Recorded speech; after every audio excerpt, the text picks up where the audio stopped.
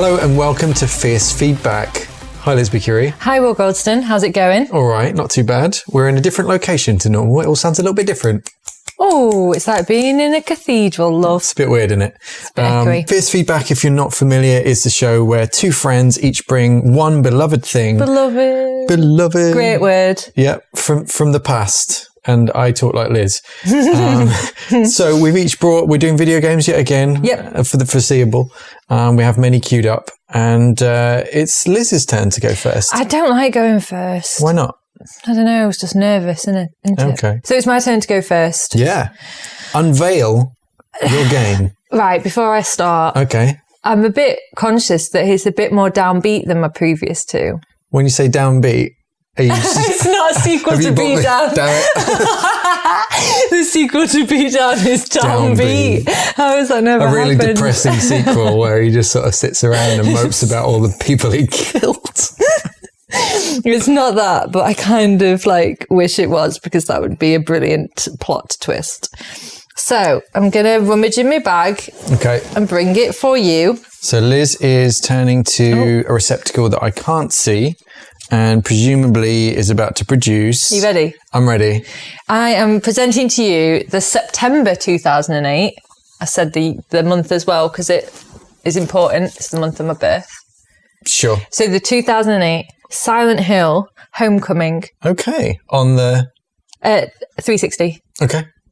So I just wanted to point out something before I start. The box art for Silent Hill Homecoming is one of my favourite Silent Hill box arts. It also doesn't look like a real game. It's just the logo and picture. It's not hasn't got Xbox or a rating in the corner or anything. No, so this is the reversible cover. So that's why then. The original so the sort of reversible cover that came with the European release, it has almost an oil painting of the road leading into Silent Hill or Shepherd's Glen, which is the neighbouring town. Of course. And then the overleaf. Okay, that looks like a video game. Yeah, it's got the Xbox logo at the top. Yeah, it's got the big 18 rating. It's got a nurse. It's got the Silent Hill nurse, famous from Silent Hill 2.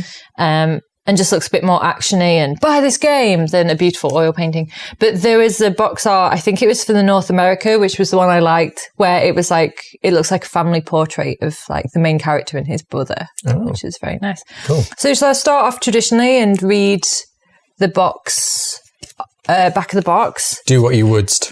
I just want to draw attention to the fact that Dishonored is in here as well. Liz. I can't keep the right Never the right disc, Mercury. So, the back of the box, it says, "Welcome home.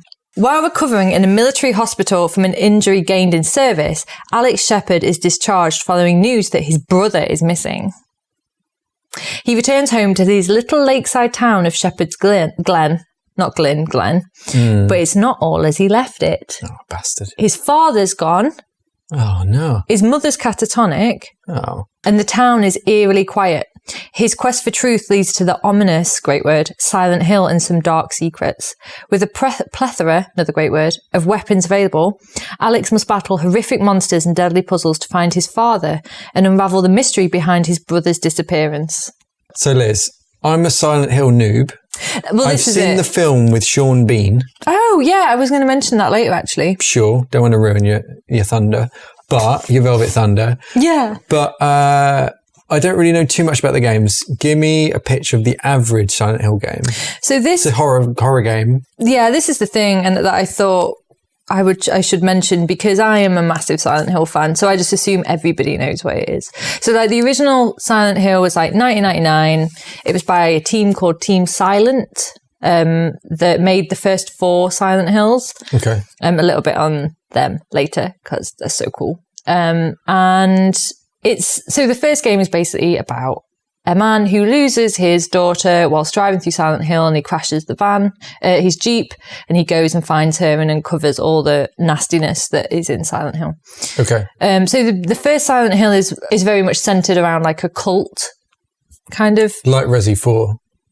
Yeah, kind of. They're a cult, and they take something called White Dahlia, and their leader is called Dahlia Gillespie, and there's this whole thing about like sacrificing a child to the gods and to like whatever. The following Silent Hills have taken on, even though the first Silent Hill was quite psychological, the following Silent Hills have taken on a lot more like deep psychological, very rooted around the characters and the character scenarios.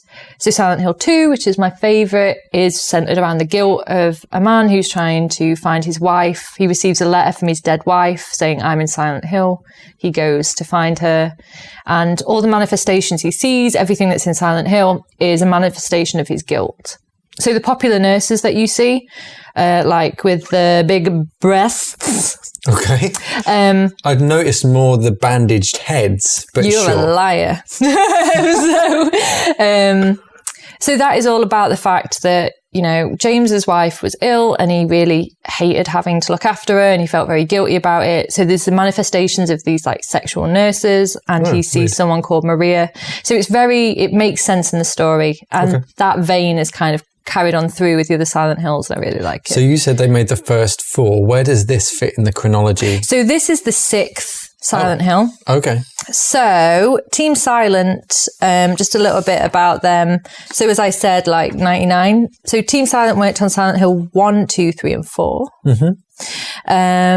So Akira Yamaoka, I hope I'm saying all the names right. I'm so sorry if I don't. He is a legend, and he's done the music from 1 all the way through, including for Homecoming as well. Okay. So he's like the composer, musician. I was lucky enough to see him and his band on Halloween like 4 years ago. Nice. They did like Silent Hill Live, and it was incredible. So he's like one of Team Silent. And then there's a guy called Hiroyuki Owaku, sorry. I'm so bad at these names. I'm sorry to anyone who offend. He was the writer. And then the legendary Masahiro Ito, who is the monster designer for, I think it was primarily 1 to 3. But so Silent Hill Homecoming was not released in Japan. They just cancelled the release of it. But Ito had done the front cover for it. And I don't know what it looks like. And I wish it was released somewhere to be able to see it. But yeah, Japan was going to get this box art done by the monster designer, which would have been awesome. Nice. So then after Team Silent disbanded, I know a few of them went on to work on the Siren series, which is pretty cool. Okay. Then Climax temporarily took over. So they did a game called Silent Hill Origins for the PlayStation Portable.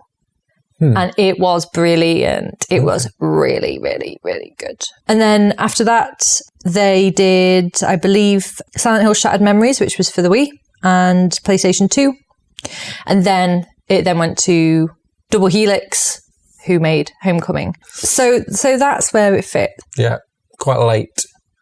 But very good. The thing I like about Homecoming is that it really stays true to the feel of like the like what Team Silent's vision was. Right. So it's very psychologically deep. There's a lot of attention to detail in its design. Just the atmosphere is incredible. The music is incredible. Like Akira does the music for this.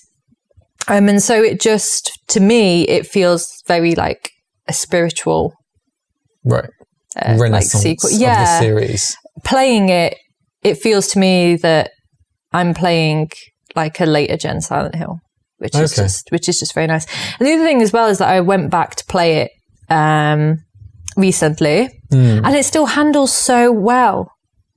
I mean, to say it was from 2008, it's almost like, you know how I was talking in an earlier episode about how all the controls are now kind of uniform and standardized? Yeah. It feels like it's part of that generation. Okay, there's nothing particularly clunky or uncomfortable or like, oh, what's going on here? It just plays beautifully, and so it's not like how I mentioned Resident Evil earlier. It's not like going back to a tank control or something. No, it plays really, really super nicely. Okay, they're good. Cool. So that's a little bit of a history of Silent Hill. So let's talk about Homecoming. What happens? So I've just got back. My mum's not well. My dad's gone. My brother's gone. Yeah, I know. Poor old Alex. Yeah. And his girlfriend as well. Oh, what? Elle. Yeah. I don't know. What do you mean you don't know? I don't know where they left off, but she's happy to see him back. Okay. So their town's next door. They're fine. Well, you know what happened to Brams? Brams was the next town over in the first Silent Hill, and look what happened to that. No, I don't know that, but okay. Heed my warning. So next town over, presumably Silent Hill bordered by several towns. And you'd think that people would have quarantined the place by now. Yeah, you'd think the word would get around. They'd be like, well, we'll all leave this neighbouring town because this town... Silent Hill's a town, right? It's not just a hill. Yeah, it's a town. Okay, thanks. I do need to check because I'm a bit of a noob. Yeah, it is a town. That's a good point. Yeah, sorry, it's a town. Yeah. It's not like Mulholland Drive. No. I was just about to say I went to somewhere called Silent Hill when I was in San Francisco, but that was Twin Peaks. So let's ignore that. Getting all my things mixed up today. Right. So he discovers all of these problems. What does he do? He has to go to Silent Hill to sort it out? Yeah, I'm sorry. This is really downbeat, isn't it? I should go back to all my games about skidding on knees. You cannot skid on your knees in Silent Hill Homecoming. Thank God. That's what everyone's been wondering in this episode. So you start... the game starts in a really nice way. Well, it's not nice at all. It's Silent Hill. What a lovely time. So you start the game strapped to a stretcher, getting wheeled through the hospital. Oh. And as you go through the hospital, you see like murders taking place in each of the rooms. So there's someone being strangled. It looks like someone's being drowned. And then you get taken into this room and you see the guy that wheeled you in being stabbed. You kind of see the shadow of it. And then it like goes, you have control now, do your thing. Right. Couple of things. Yeah. That are quite cool. And you describe that as a nice start. Well, it gets you straight into the action, isn't it? It's no messing about. Gotcha. That's what I like. Nice in terms of not wasting players' time. As opposed to subject matter. Have you realised from the few games I've done now that I just like to get into it? Yeah, straight in. And I like it. I like a good Kick the story. door in, skid on your knees. Yeah, just get into it. Yeah. And the world is so nice. Oh, I keep saying nice. What I mean is that the world has been crafted so well, and it's disgusting and it's awful. And the world is kind of like industrial and gritty, and there's this grain effect that plays like screen space. Yeah. All the way through. So it's kind of got this industrial, gritty Trent Reznor feel to it. Okay, yeah. But then that's I'm one imagining thing. like the Quake menus. Yeah. But it's just so fun to explore because you find all these awful things. And there's a lot of environmental storytelling where you'll just find bandages or someone's hand and you'll just be like, what happened here? Yeah. And that is great in a horror game, right? Yeah. So you start off a couple of things which are interesting. Mm-hmm. I could talk about Silent Hill forever, have you noticed? Feels like it, yeah. Is that... The first thing is that the man gets stabbed with a very large sword. Yes.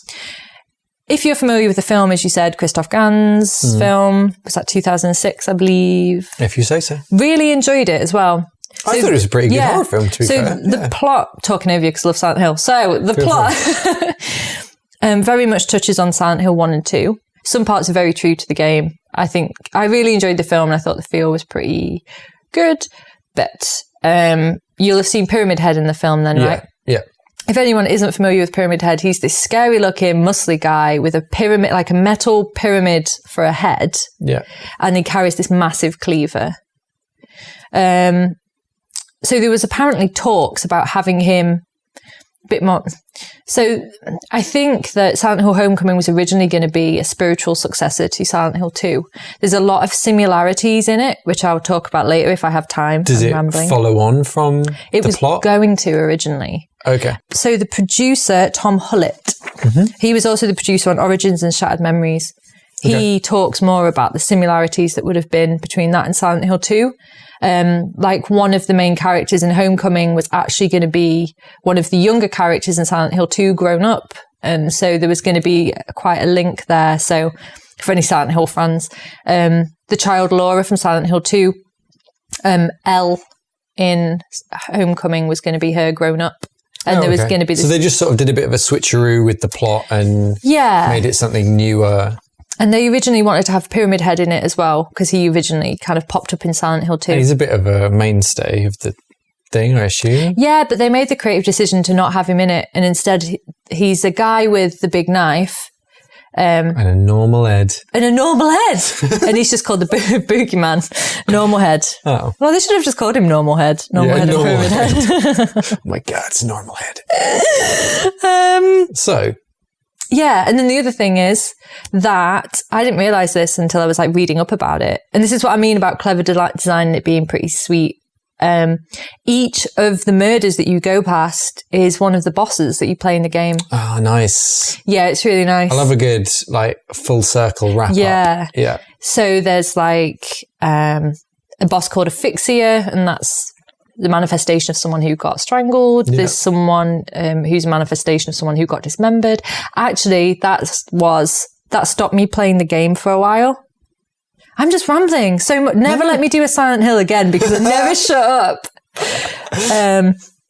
So there's this boss in it called Scarlet. Right. Imagine you're me in this scenario. Because, you know, I would not hurt a fly. Well, maybe in Silent Hill.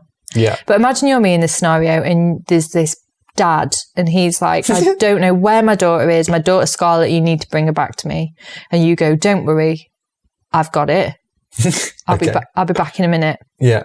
You go into another room and there's this big doll that turns into a big porcelain spider looking thing. No, don't need that. Don't need it in your life, do you? No, thank you. The aim of the game is to destroy it, obviously. Yeah.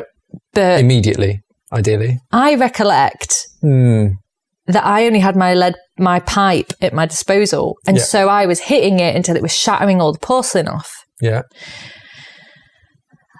As I'm shattering the porcelain off, I realise his daughter's inside. and it's one of the few games that I have just paused it, put the controller down and gone, yeah, not doing this. It took me months to go back to it. Right. Because I was just like, what is this? And like, the thing about it that still haunts me is that I don't remember, unless I play it again and it clicks with me some way. Smash a child to bits. But when a game makes me do something horrible. Yeah.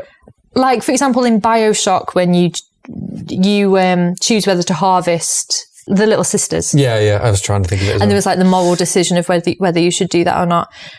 I like there to be some reason, either gameplay wise or psychological, as to why I have to do that. Right. Why the game makes me have to make that decision or have to hack the child to death. But I don't remember ever having that resolution. You sure you don't just break all the stuff off and she pops out? She's like, whew, it smells in there, I tell you what. No, she pops out and then dies in her dad's arms. Oh. Yeah. So let me just say, maybe Silent Hill's not for you. Me, no. Like, or, I don't like spiders or battering children to death. No, me neither. Those are my main two. So now I've said that, it's going to be really hard to sell this game, isn't it? Right. That aside, what else do you do? Right. Okay. Let me talk about this. Your main objective is to find your brother, find out what's happened to him. You keep having these nightmare dreams where he's running away from you and you're having to fight your way through like messed up hospitals and things to be able to try and find him. This is gameplay. Got it. Yeah, this is all gameplay. So one of the things, if like you're not a Silent Hill fan, is that there's like 2 dimensions. Okay. So there's the real world, which is usually you're just like walking around in Silent Hill and it's got foggy streets and like you're trying to find survivors or clues or like your next objective. And then there's like the nightmare world. And that is, like I said earlier, it's like this really industrial, like you're almost in an abandoned factory and there's all these big rusty fans turning and there's just this ambient awfulness. It's like impending dread. There's a Silent Hill 2 soundtrack song called Black Fairy. If you want to get an idea of what I mean. Sounds like. You mentioned the film earlier. Yes. Sean Bean. With Sean Bean. Love Sean Bean. I don't think he dies in it either, does he? I don't think he came out of it well, put it that way. No one comes out of Silent Hill well. No. So the film was in 2006 and that was Christoph Gans. Now, the film had something in that I'd never seen prior in the games, that then the films afterwards adopted. And that was, do you remember the bit where you see almost the paint of the walls strip away? And like fading into ash, and then it's got all the industrial look underneath. Yeah. You know, like the transition from normal world into Silent Hill. Sure, yeah. That was never in the game before. Like usually what would happen is you'd hear a siren, like a World War II siren. The lights would fade to black. They'd come back up and you'd be in the nightmare world. Oh, right. Whereas Silent Hill Homecoming does that whole peeling of environment into the nightmare world, and it just looks sweet. Nice. I think that if you were a fan of Silent Hill 1, 2, and 3, this would be a nice one to play. Okay. It has a lot of similarities to Silent Hill 2, which is not a bad thing. Silent Hill 2 is my favourite. And the storyline is very similar. The whole main psychological thread of Homecoming is dealing with guilt about something that happened. Right. And kind of being tormented by the manifestations of Silent Hill. Because the whole kind of concept is that Silent Hill you're being sent to Silent Hill for judgment. It's almost like a purgatory. So you're going through the trials of Silent Hill. You're getting all this nightmarish apparitions and all these nightmarish scenarios, and then you're kind of judged at the end. There's a lot of different endings. Oh, okay. Any of them good? I don't remember them being good. Did you ever win? Did you ever beat the game? I finished it, and I remember the ending that I got, that I don't know if is the main, because I don't want to say what happens in case it's a big spoiler and people want to play it. Okay. But the ending that I got was called, well, actually spoiled it. I'm going to say it anyway. The ending I got was called Drowning. I wonder what happens in that ending, Liz. And another nod to Silent Hill 2 is that on Xbox, when I got the Drowning ending, I got an achievement that said in water, and that's the name of one of the endings. Brackets in water. Yeah. Yeah. Not your favourite beverage. And that was a nod to one of the endings in Silent Hill 2. There's quite a lot of similarities there. But I don't want to say what the twist is. Or anything in case people want to play it. Okay. I was reading a lot of articles about this and reviews about it, and a lot of people criticised the game for having a very obvious storyline, and the twists were really obvious. But, regardless of whether you think that or not, I think it's a very, very enjoyable experience. And it has a manual in the box. I'm now looking at the manual. Hang on a minute. There's a character here called Curtis Ackers. Is that tying it to the Wet franchise? He is not Mr. tied Ackers. to Wet. Okay. So let me just say a few facts that I may have missed in my ramblings. Do it. So Silent Hill Homecoming, as per other Silent Hills, was published by Konami, the popular video game developer, but also producers of slot machines. Sure. And arcade cabinets, I believe. Yeah. Might have just lied and thrown that on the end. No, that's true fact. Pachinko machines, that's all they pretty much do these days. And it was developed by the California-based studio Double Helix. Yes. Homecoming was their first and only Silent Hill game, which I think is a shame because they did an incredible job. Their fate was that they were acquired by Amazon in 2014 for Amazon Game Studios. Okay. Which is cool. Also, another little side shoot of why I like it so much is because I'm a big Silent Hill fan. And in 2004, there was like a collection of comics that were created about Silent Hill. And they had nothing to do with any of the main Silent Hill stories. But the art style was just incredible. And it was by this guy called Sean Thomas. I actually did, as part of my dissertation, we had... I did a shader, and it was inspired by the work of Sean Thomas. Yeah. And it's all just like very sketchy, pencily, very rough, and it's all mute colours, but then whatever's of interest will be a bright colour. Okay. So my favourite story was called Among the Damned. And that was about a soldier who was tortured by what he'd done at war. So very similar to how you start Silent Hill Homecoming. Yeah. But the demon in it so everything's mute colour, but then the demon is dressed in a bright pink dress. Okay. And it sounds silly, but it just works so well. And and actually when she does her final form, she's terrifying. Okay. But she's still in this pink dress. Nice. It's just so if you're interested in that, you can still get hold of it. So Among the Damned was in 2004. But it was also in a collection called Silent Hill 3 Bloody Tales. And that has Paint It Black and The Grinning Man in it as well. Nice. It's great. It's one of the comics that I've kept hold of. Just dear to my heart. Don't want to get rid of it. Yes, you can. It's fantastic. It's really nice. So this is on 360, which means presumably you can play it on an Xbox One. I believe so. Backward compatible? I'm not sure, but I think a lot of things are, right? So would you like a little foray into Silent Hill? Yeah, I'm someone who's never played a Silent Hill game before. I like horror games, like I mentioned to you the other day. I like Dead Space. Love Dead Space. And yeah, I'd be interested to play this game based on your love for it. It's very That doesn't mean it should win this week, by the way. I'm not I'm not giving up that easily. I haven't spoken about the gameplay. I'll just talk about the gameplay and then I'll leave. You told me that the gameplay is you beat children to death, but only if they're hidden inside spiders. The core mechanic on the back of the box. Yeah.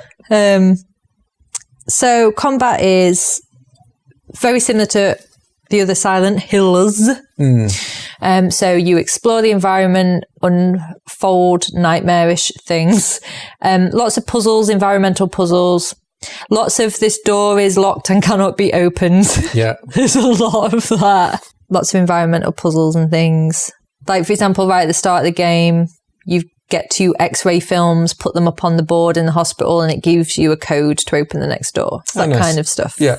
Escape room jazz. Yeah, it's nice. So combat, what's the combat like?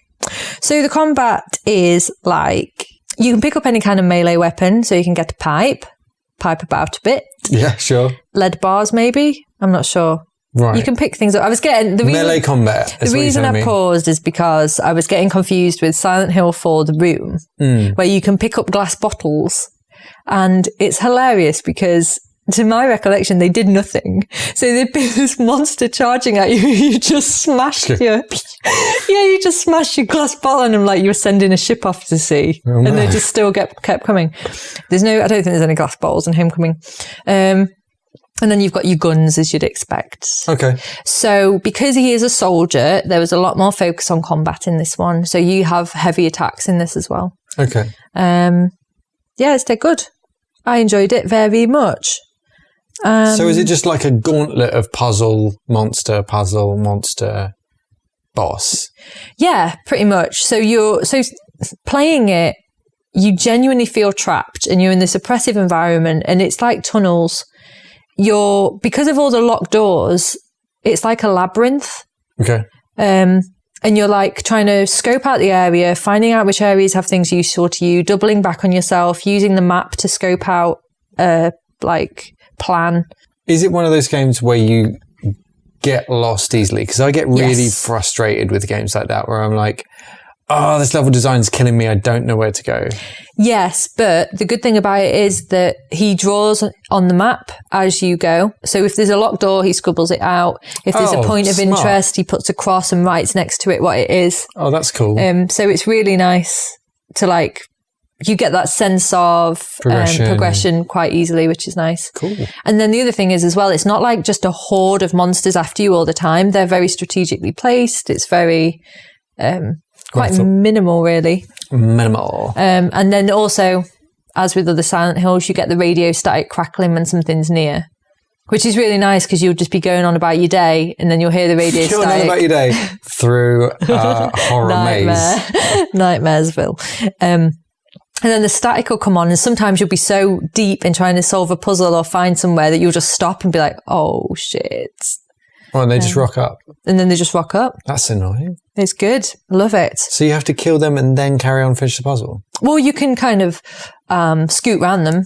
You don't have to kill everything. Oh, okay. Yeah, you can kind of scoot around them and avoid them. And yeah, it's great. Cool. I love it very much. I'm into it. So I'll just read my bullet points of why I like it. Do it. Why I like it. Intrinsically crafted with lots of love and nods to the originals. Great look and feel. Love the film grain effect. The great thing about Silent Hill games is the depth of psychology that goes into them, and this one is no different. Very smart, emotionally charged horror. Very heavily true. Is that right? Very heavily true. That's what I wrote. Oh, it's so true. Surely, by virtue of being a work of fiction, being heavily true shouldn't be... Very heavily true to the originals, especially too, with many nods. That's what I've got written down. Also, one thing, so very heavily true to the originals, especially too, with many nods, is that the character in Silent Hill 2, Mary, who's your wife who dies, is actually called Mary Shepherd Sunderland, and it's the Shepherds in Silent Hill Homecoming. So another connection. Okay. And then my last point is probably my favourite soundtrack. Oh, okay. I have everything, or just of the Silent Hill games? The Silent Hill games are my favourite game soundtracks, hands down. Wow. No one comes close. Okay. But I have every single Silent Hill soundtrack. I love them, and when I play them at the house, my partner complains. I'm not surprised. Can we not live in this nightmare? But I recently got the Monzo vinyl of Silent Hill 2, and it's beautiful. But Silent Hill Homecoming is probably my favourite of the Silent Hill soundtracks. That and The Room. There's Akira Yamaoka who does the music composition. And then there's a singer. She's actually a voice actress and a singer called Mary Elizabeth McGlenn.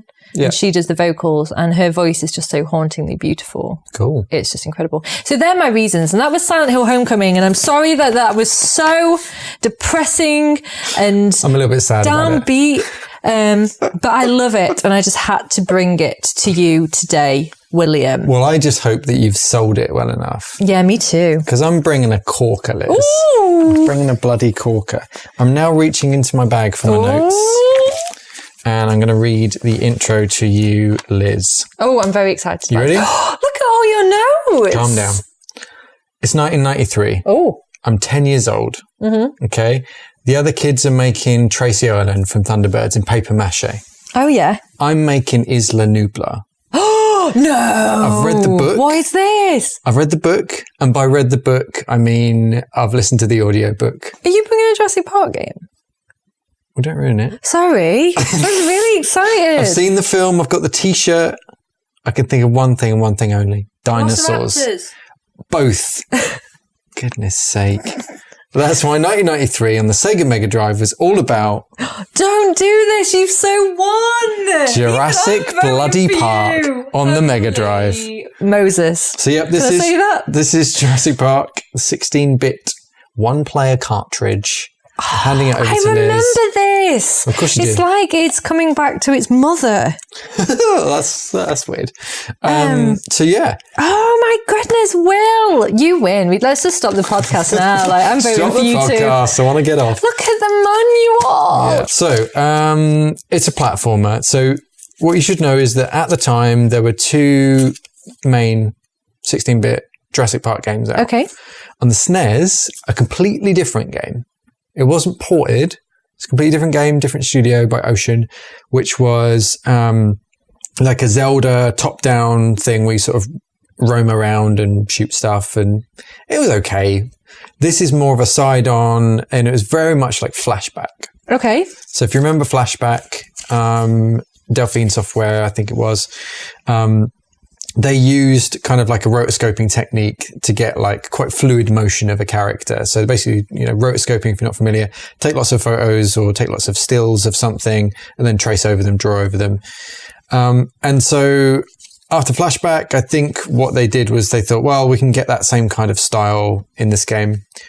So you have a lot of rotoscoping for the main character, which is Dr. Alan Grant. Yes! Now, I've got a note here, and I stand by this comment, which is this game answers the question, what if Jurassic Park literally only starred one person, and that one person was Dr. Alan Grant, arguably the least interesting character in the film? You heard me, damn it. Don't say that. Have you seen Jurassic Park 3? Dr. Grant saving the day? Yeah. That having a little dream about a velociraptor on the plane. Hello, Alan. What is this in the instruction manual that has... What? Can you play as a raptor?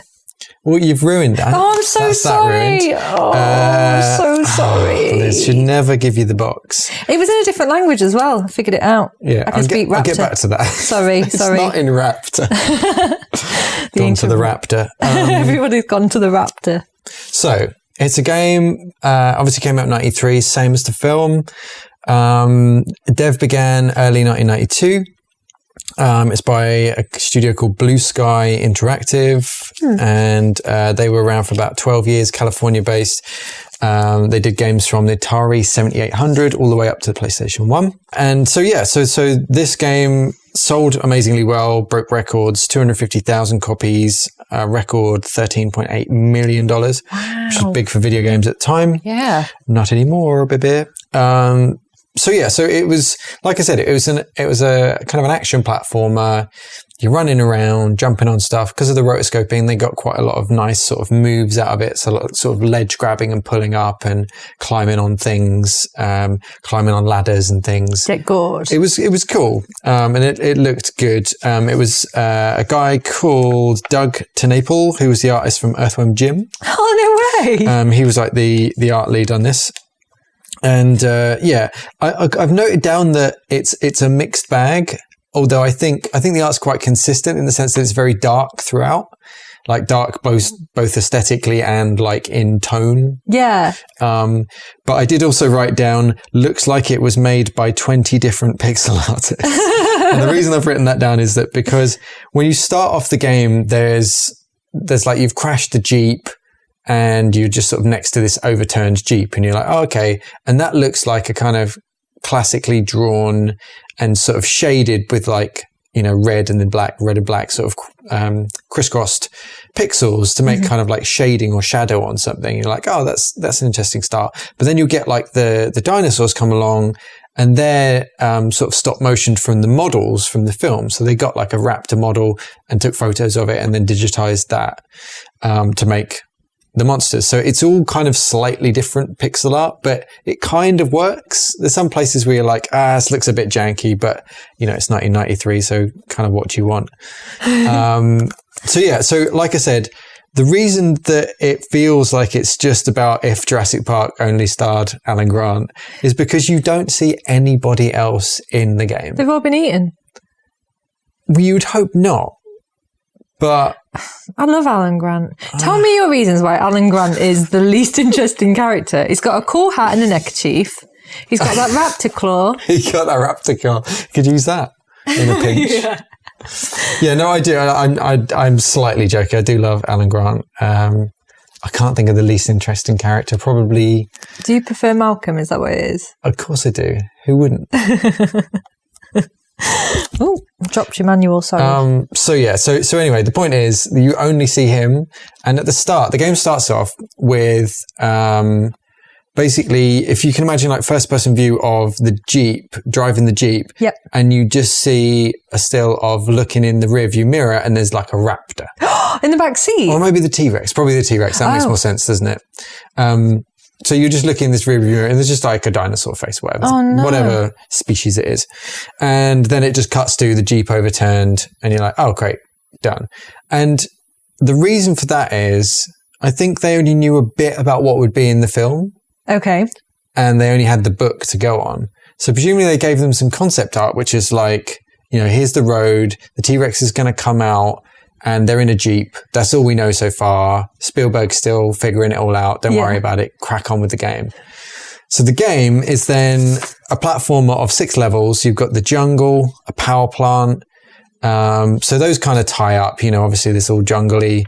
Power plant is, you know, where Dr. Sattler does a thing. She goes and turns the electricity back on. Hold on to your butts. That whole thing. Then it's got river rapids. Yeah, because that's the ride they've got at Universal Studios. Is that why? Well, no, I don't think that's why. Was that coincidental? I went on that ride 9 times in a row. I'll have you know. It's a great ride. It's fucking great. Do you know what happened the first time I went on it? You know the dinosaurs that come up out the water and shoot water? Yeah. Spoilers for Jurassic Park, the ride. Well, don't wear contact lenses because one of them came up out the water. It was right next to me. I turned to look at it. It sprayed in my face washed both my contact lenses out. God. You didn't see the rest of the ride. And I didn't see the big, the big reveal before the drop. The T-Rex at the end. Ah, so good. So I had to go put some fresh contact lenses in and go round again. Yeah. Amazing. I can't even remember what that dinosaur was, but I've got a vendetta. Yeah. Well, I'm going to mention him in a minute, but maybe not. He's on the box, look. Cheeky get. Yeah, I'm going to explain that because that bothers me a lot. So, River Rapids, you're on a little boat going around, plodding around. That sounds nice. I'm going to come back to him. Pump station, which is very similar to the power plant, just got some pipes in it instead. Then a volcano, which is obviously not in the film. And then the visitor centre, which is obviously the end of the film. Yeah, of course. So those are your main sort of 6 levels. Sounds great. I want to play it. Now, I had to play the game to remind myself. And I was thinking, as I thought back, I was like, pretty sure this game was like non-violent. Yeah. And when I checked, it's like, oh yeah, you've got like a dart gun and you put the dinosaurs to sleep and you carry on. It's like, oh, this is for kids. Great. And it feels like there was like maybe a week where like the boss was like off sick or something. And someone was like, yeah, let's just get some more proper weapons in there. Cause you go from like dart grenade to stun grenade to rocket launcher. Oh, wow. And you're like, oh, okay. Well, what was the point? Like fucking around with this dart gun if all we're going to do is like, rocket propel grenade them in the face anyway.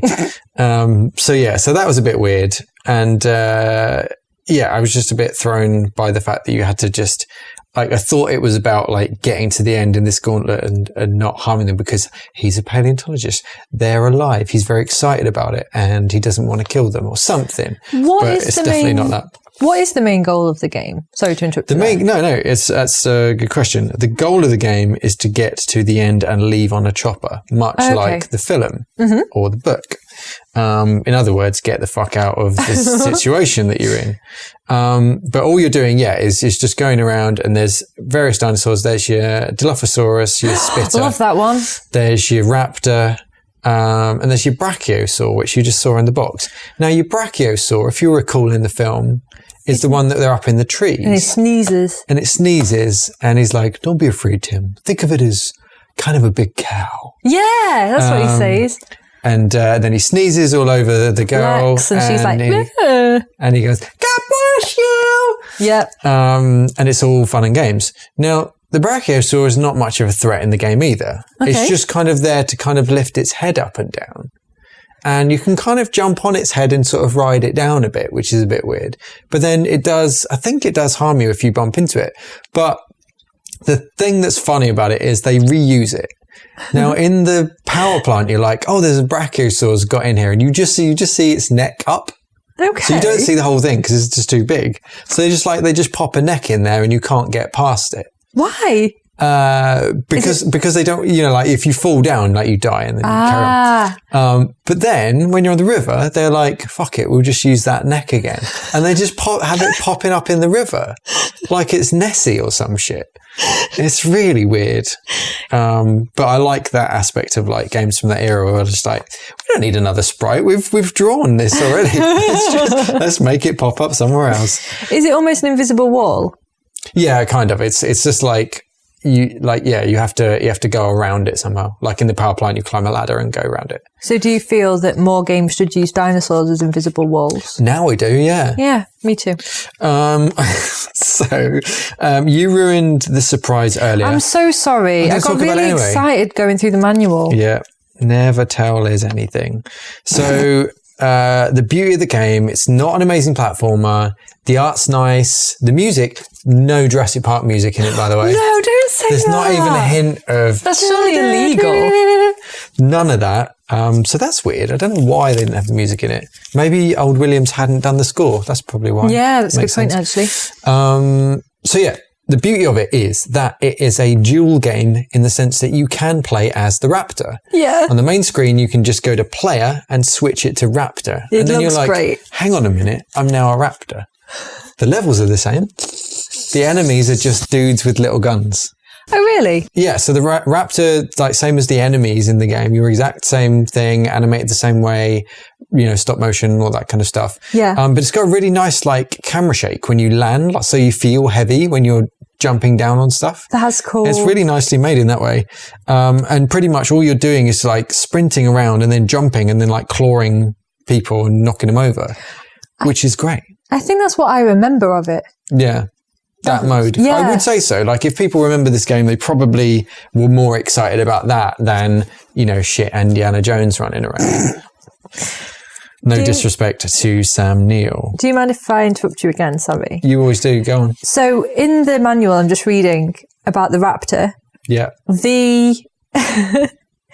The end goal of the Raptor is to break through to the dock and board the boat to escape the island. So even as a Raptor, your main goal is to be like, see ya, That's island why it's hooper. weird, right? And I was reading, so basically in between each level, you've got a map of Jurassic Park. Yep. And then a little like Indiana Jones, like a little dotted line of where you're going. Yep. Or like Mario, just I'm going from here to here to here to here. And then over that map is like scrolling text coming up, telling you what's going on. Yep. And in the Raptor one, in the Dr. Alan Grant one, you're like, oh, you're just trying to get out, and next we're going to go here, and next we're going to go here. Doesn't mention the people. But in the Raptor one, you're like tracking Alan Grant. You're like, you have the scent of Dr. Grant, blah, blah, blah, as if you're like got some weird, creepy vendetta against this dude.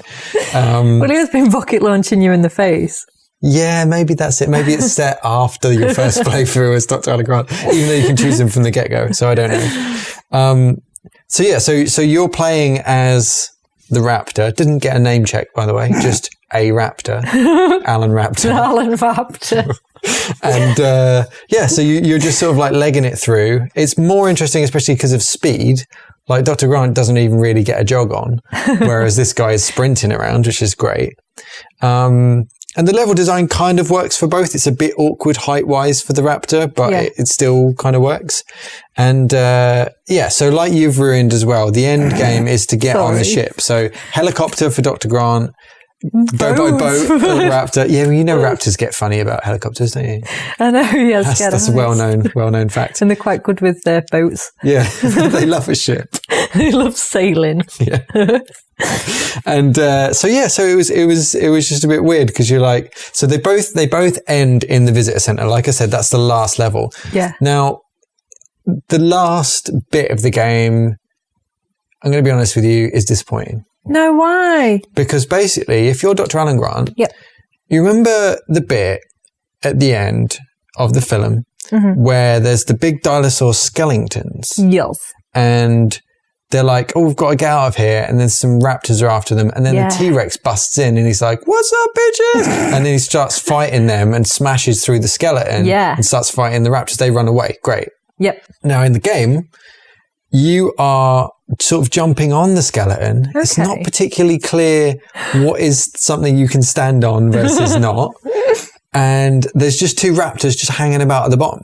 Oh. And all you've got to do is sort of jump down and shoot at the little concrete blocks that hold up the skeletons. Yep. The skeletons fall down, crush the raptors, cut to credits. No! Just cuts to like, here's a little silhouette of a helicopter taking off. And you're like, ooh, phew, got away, brilliant. No! And then there's Dr. Ian Malcolm in there and he high-fives you. So he's just been hanging around on the helicopter? Presumably he's just there waiting for you. Doing his laugh. Yeah. So there's no showdown with the T-Rex at the end? This is it. Throughout the game, the T-Rex pops his head in. No. Moves around and goes, and you have to sort of like shoot him or get past him or stun him with a grenade and run away. Yeah. You're thinking this is foreshadowing. He's coming back. He doesn't come back at all. I presume he's just left. He's just left. He's got on the boat. He's already on the boat, yeah. So is there, as a raptor, in your experience as a raptor, is there a special bonus level of the kitchen if you're a raptor? No, they missed a trick. Yeah, you should have been able to do some kitchen antics. Maybe pop on a chef's hat. Yeah, that's even better for the ship. Because I think that's like one of the most iconic scenes, for me anyway, of the first Jurassic Park. Hiding behind the end of the, whatever it is, the units. Yeah, so I love the Raptor playthrough a lot more. I love that it's got the duality aspect to the game. But yeah, just and then the Raptor thing, Or your versus Alan Grant at the end. What? You have to drop the blocks on him? I think so. I think yeah, you just have to knock the skeleton down and then you're on a boat. Basically, the best thing about the ending is that you've just got your little head popping out of a crate and just sort of like blinking, looking around, and then there's a giant ship in the background.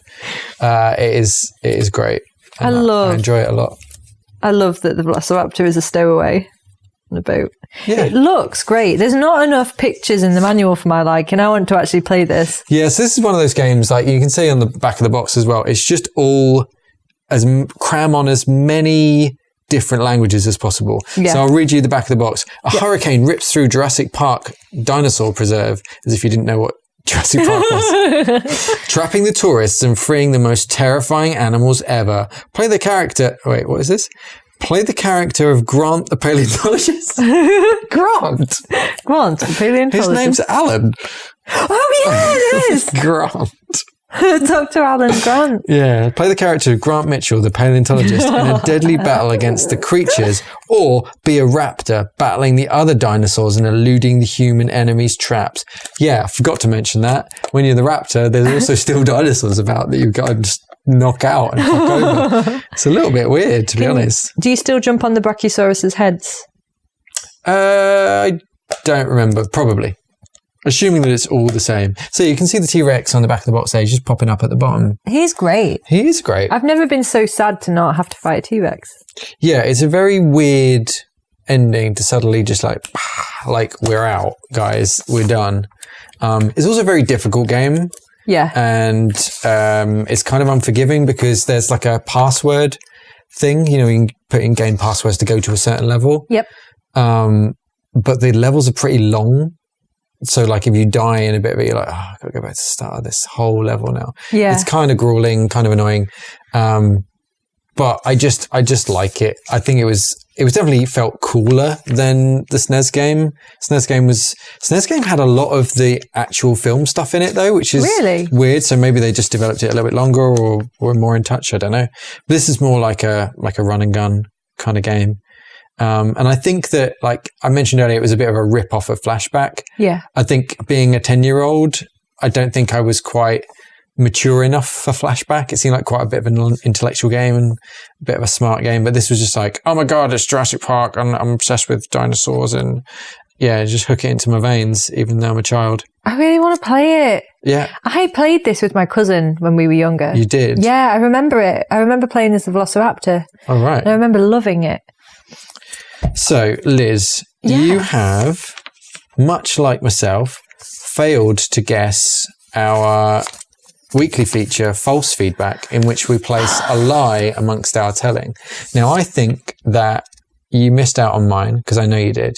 And Was I it also the think Earthworm Jim one? No. I forgot to do one. Yeah, I was going to say, and I think you forgot to include one. It's because I was having so much fun talking about Silent Hill. Yeah. Yeah, sorry about that, Will. No false feedback from you. No false feedback. What was mine, Liz? That I would say that it's that Velociraptor got on a boat, but I read it in the manual. Yeah. That you've got to fight the T-Rex at the end. Nope. Not that. Grenade launcher. No. I told you that when you get in the helicopter, you get a high five from Dr. Ian Malcolm. Is that not true? Which is absolute bullshit. But they should have done it. Yeah. Yeah. That was my false feedback. You failed. I'm sorry, Liz. I failed to include mine. I do apologise. So, as is customary, every week you will be voting on this on a little poll on Twitter. But we also finish every episode by talking to Transformer. Yeah, we do. Let me get this ready. AI friend. So talktotransformer.com is it's like a neural network thing, and we basically put in the name of the game and then the word is. Oh, what I forgot to tell you about Jurassic Park real quick. Uh-huh. You know how when you put in a Sega game and you switch it on, it's like Sega. Yeah. This goes. Does it's the T-Rex at the bottom of the screen. Love that. Brilliant. Love attention to detail like that. Yeah. It was a great intro. Loved it. I really enjoyed that, Will. Cool. I'm going to vote for you. Excellent. So Liz is typing in Silent Hill Homecoming is. A great game. Complete the text. She didn't write a great game. We're going to hit complete text and it's going to write a little story for us, which Liz will regale us with very shortly. So oh, spitting out the story. Wow. Okay, still writing. Good Lord, how long is it? Okay, it's done. Liz, okay. Read. Silent Hill Homecoming is hands down the best show. I'm going to use that. Hands down, the best show. If you like Silent Hill 2, you're going to love Silent Hill Homecoming. That's actually true. Hill 3 isn't necessarily a bad game, but it's certainly inferior to this one. Total Transformer forming its opinions. Silent Hill Homecoming has a much better soundtrack. Has it been listening to me? It's weird, isn't it? And more content than in the Silent Hill 2, so I'm sure it would be a great addition to your favourite Silent Hill fan list. Number 7, A Quiet Place. Is that just the sentence? Yeah. Okay. The best music of Silent Hill Homecoming. You can listen to Silent Hill Homecoming music as long as you have a good internet connection. You can even listen to the music if you live far from your console like I did for this review. What? This is great. Person in my machine. However, I can't recommend Silent Hill Homecoming music more highly than the music by The Cure. This game was released in 1988 and the cover is so authentic it's eerie. That is not true. No. Last paragraph. The soundtrack of Silent Hill Homecoming is even better than that of the game.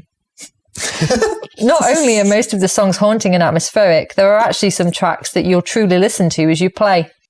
There are many tracks that you can listen to while you play Silent Hill Homecoming. For example, it's interesting how the song A Quiet Place was included in early versions of the game, while the ones at The Doves were a complete remix.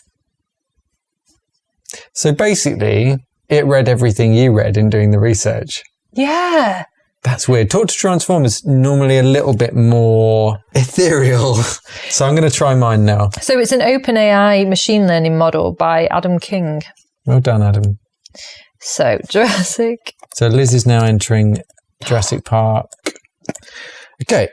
Jurassic Park is a beautiful story with some great character development, some jaw-dropping action, and an emotional climax you'll want to watch repeated for the rest of your life.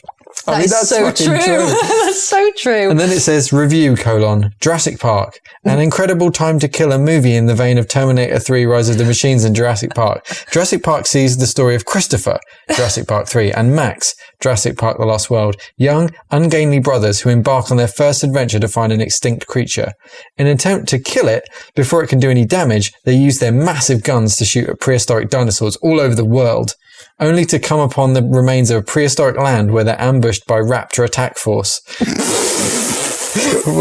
With a huge prehistoric dinosaur that had been trying to escape. Once hunted by the giant raptor, the little brothers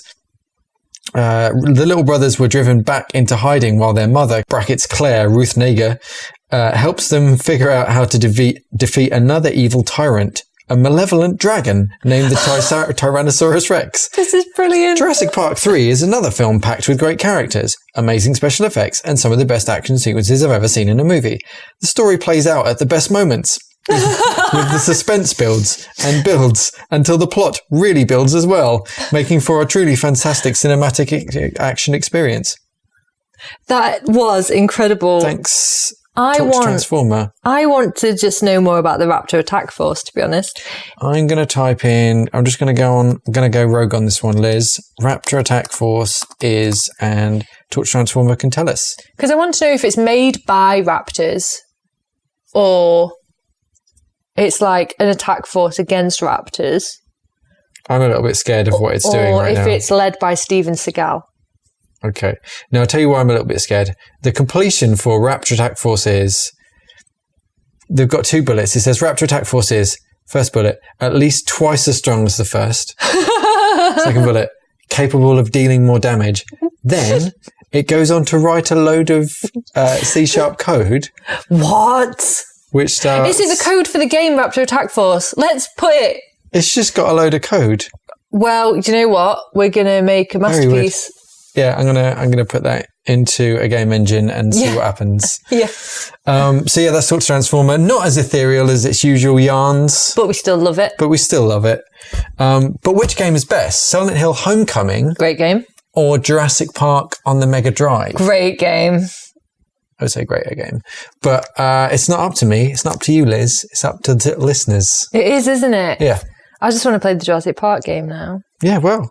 What does that tell you? Should we do a swapsy? You wanted to play Homecoming. I do, actually, yeah. So you can decide, go and visit the tweet in the thread. We will provide you a poll and you can tell us which one's best. If we've got anything wrong or just idiots and forgotten things, write us in at fiercefeedback@gmail.com or tweet us at fiercefeedback. Yes, please do. And thanks for listening. Thank you for listening and subscribe to us on iTunes or wherever you listen to podcasts. Yeah. And we will see you next week. Goodbye. Goodbye.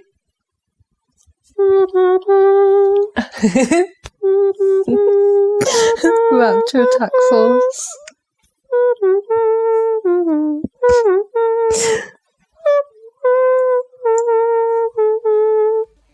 I can't believe you bought that game.